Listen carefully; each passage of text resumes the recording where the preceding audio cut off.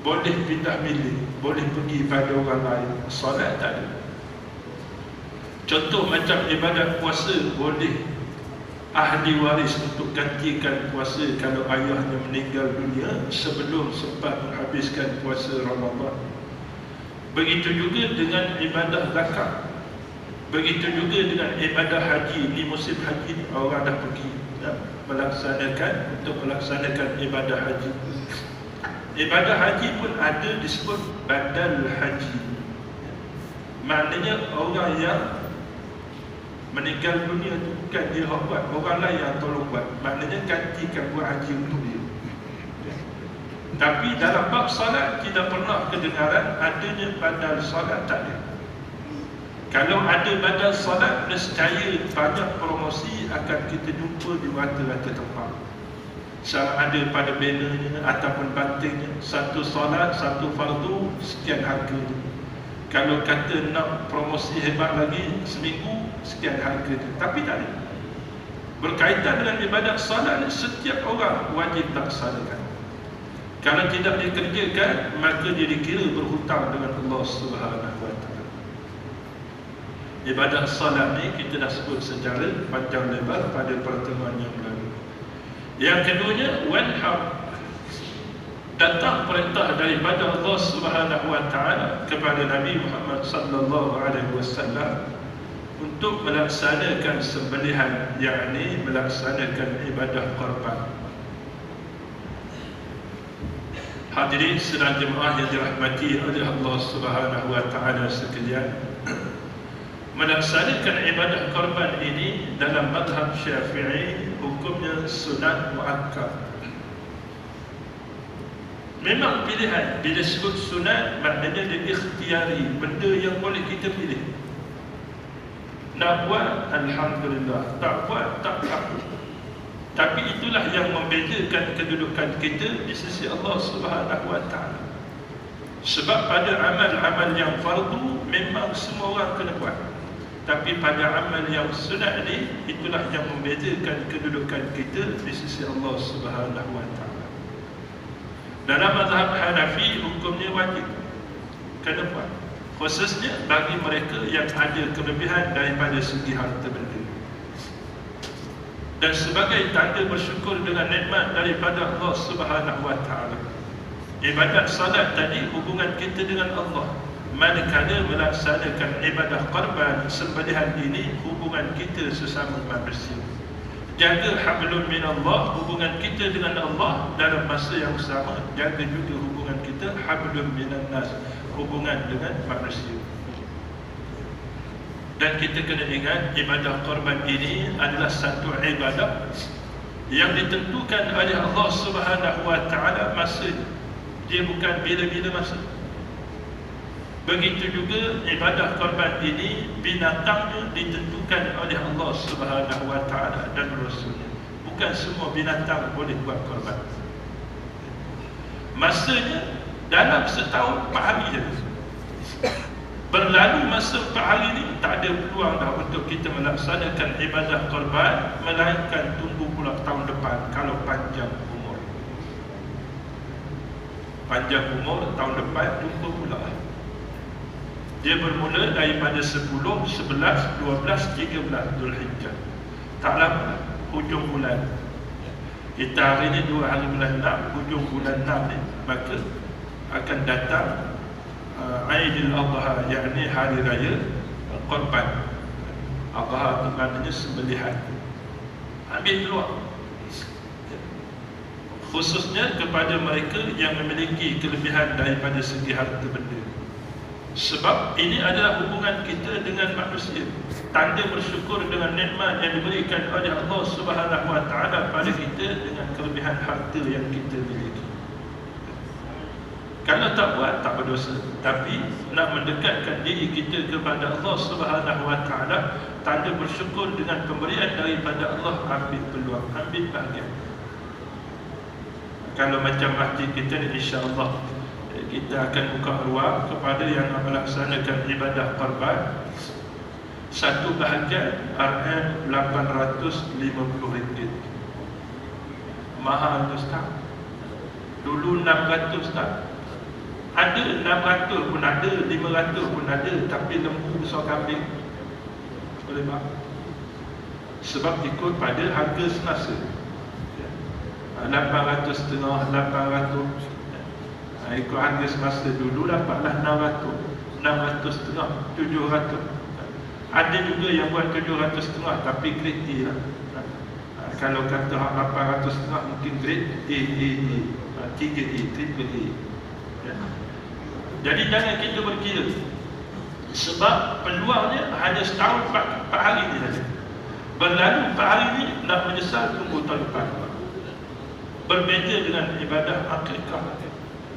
Akikah ni yang paling baik ni pada hari yang ke-7 setelah mana kelahiran anak kita ataupun kita sendiri. Kelahiran seseorang bayi itu hari yang ke-7, itulah waktu yang paling baik, waktu yang paling afdal. Kalau kata disebabkan kekangan daripada segi harta benda, maknanya tak berapa nak banyaklah duit waktu tu. Anak pertama waktu banyak pula keperluan lain yang lebih utama, maka tak sempat nak buat hari yang ke-7. Bila-bila masa pun boleh buat ibadah akikah. Tidak ditentukan masa. Tapi ibadah korban ni 4 hari dia ada. Dan binatangnya pun ditentukan, bukan semua binatang. Kalau kita nak buat kenduri kenara, tak ada masalah sembelih ayam, sembelih itik, sembelih kambing yang tu advance sikit. Tapi untuk ibadah korban tertentu binatang yang ni unta, lembu, dikiaskan dengan kerbau ataupun kambing yang boleh. Ayam itik tak boleh buat korban. Buat ayam itik jadi korban, ajaran sesat lah. Jadi ayam itik tak boleh buat sebagai ibadah korban. Tapi kalau kita nak jaga orang buat makan kenduri, tak ada masalah. Hidang ayam boleh, hidang itik boleh, rusa boleh. Rusa tak disamakan pula dengan kambing, tuan-tuan. Yang dikiaskan lembu dengan kerbau tu ada. Jadi masanya tertentu, binatangnya pun tertentu. Dan ini juga sebahagian tanda kecintaan kita kepada Nabi Muhammad sallallahu alaihi wasallam. Kita sebut dah sebelum, dia hukum sunat. Dan bila mana kita melaksanakannya, maka dia jadi sunnah.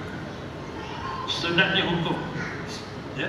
Sunnah ni ma udifa ila Nabi sallallahu alaihi wasallam min aqwalihi wa min af'alihi wa min taqririhi. Apa sahaja yang disandarkan kepada Nabi sallallahu alaihi wasallam, sama ada daripada segi ucapan Nabi yang kita sebut hadis Nabi, yang Nabi ucapkan, yang kita baca dalam kitab-kitab hadis, qala Nabi sallallahu alaihi wasallam, itu di antara ucapan Nabi. Begitu juga wa min af'ali, apa yang Nabi buat. Di antara yang Nabi buat ialah Nabi pastikan setiap tahun Nabi akan melaksanakan ibadah korban. Nabi pada tahun yang terakhir sebelum Nabi wafat, Nabi melaksanakan ibadah korban 100 ekor kambing. Dan Nabi sembelih dengan tangan yang mulianya 63 ekor kambing. Bakinya disempurnakan oleh Sayyidina Ali radhiyallahu anhu. Waktu itu tidak ada gambaran pada para sahabat kenapa Nabi sembelih 63 ekor. Tapi setelah mana Nabi wafat, barulah mereka ketahui Nabi pastikan setiap tahun yang dilalui di dalam hidupnya tidak ada satu tahun pun yang terkecuali daripada melaksanakan ibadah korban. Nabi wafat ketika mana berumur 63 tahun. Setelah Nabi wafat, baru sahabat-sahabat nampak signal itu. Maknanya gambaran Nabi nak pastikan setiap tahun tidak ada satu tahun pun yang Nabi tidak melaksanakan ibadah korban. Tidaklah sampai subuh kita sampai 100 ekor kambing, tuan-tuan. Paling minimal satu keluarga satu bahagian, itu paling minimal. Tapi kalau satu keluarga semua ada rumah sendiri, semua ada kereta sendiri, kerja pun gaji besar, jangan satu keluarga seekor, satu bahagian juga. Kita nak bersyukur dengan nikmat daripada Allah Subhanahu Wa Taala. Kalau satu keluarga mampu buat 1 ekor kambing, 1 ekor lembu, itu lebih baik. Jadi kalau unta 7 bahagian, begitu juga dengan lembu. Lembu pun 7 bahagian. Kambing 1. kambing dikira satu saja. Jangan pula kambing pun tuan-tuan beli nak 7 bahagian juga beranak. Kambing ni betul satu, seorang saja. Satu nama saja. Kalau lembu boleh 7 nama. Itu maksimum lah. Maksimum 7 nama. Kalau kata lembu saya nak buat seorang, boleh, tak ada masalah. Tapi nak ceritakan maksimum dia, seekor lembu boleh 7 nama, 7 bahagian. Sama juga dengan unta. Tempat kita ni adalah buat unta tapi tak tahu kat mana. Kat KL ni ada yang buat unta, tapi dia punya belanja tu mahal sikit. Bukan mahal sikit, mahal banyak berbanding dengan lembu. Unta pun walaupun besar tetap 7 bahagian sahaja. Tidak pula jadi ganda 14 bahagian, tidak. Jadi ambil peluang sidang Jumaat yang dirahmati oleh Allah Subhanahu wa taala. Walaupun kita sebut tadi hukum sunat muakkad dalam mazhab Syafi'i, tetapi tanda kita cinta, sayang, rindu nak bersama dengan Nabi sallallahu alaihi wasallam, ikut sunnah Nabi. Nabi buat, maka kita pun nak buat juga. Usahakan. Dia sepatutnya daripada tahun lepas kita pesan masuk bulan Zulhijjah, habis musim raya haji, pesan buat simpanan setiap hari. Setiap hari RM3. Setiap hari RM3 ataupun RM2 pun padanlah. Datang setahun 360 hari. Akan ada di sana, kalau RM2 sehari akan ada RM720. Tambah sikit lagi je. Tambah lebih kurang dalam RM130 boleh dapat satu bahagian. Kalau kata RM3, lebih daripada itu. Itu sebagai komitmen kita nak melaksanakan sunnah Nabi sallallahu alaihi wasallam. Dan disebutkan oleh Allah Subhanahu wa taala di akhirnya, inna syani'aka huwal abtar. Sesungguhnya orang yang membenci akan Nabi sallallahu alaihi wasallam wal abtar, maka dia tertegah daripada mendapat syafaat Nabi sallallahu alaihi wasallam. Sebab itu dengan ruang yang ada, dengan peluang yang dikurniakan oleh Allah Subhanahu wa taala pada kita, dengan kelebihan harta yang kita miliki, usahakan untuk mengambil bahagian melaksanakan ibadah korban pada tahun ini. Tidak semestinya dengan masjid kita, mana-mana tempat pun boleh.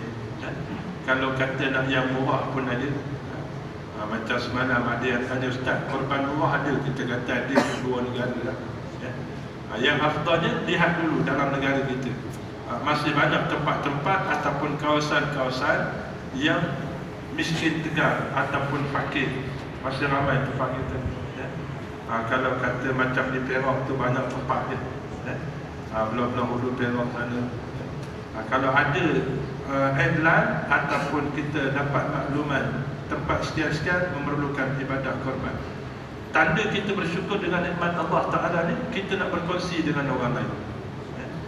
Cuma perlu diingat juga, bila mana melaksanakan ibadah korban ni, dia ada peringatan-peringatan tertentu, khususnya kepada pihak pengurusan yang menguruskan ibadah korban itu sendirilah. Jadi di antaranya, bila mana kita menguruskan ibadah korban ni, bagi tukang sembelih, yang tukang lapar, tidak dibenarkan sama sekali kita mengambil daging daripada ibadah korban tersebut sebagai upah. Kita tentukan tukang sembelih dia punya upah kepala, maka hukumnya haram, tak boleh.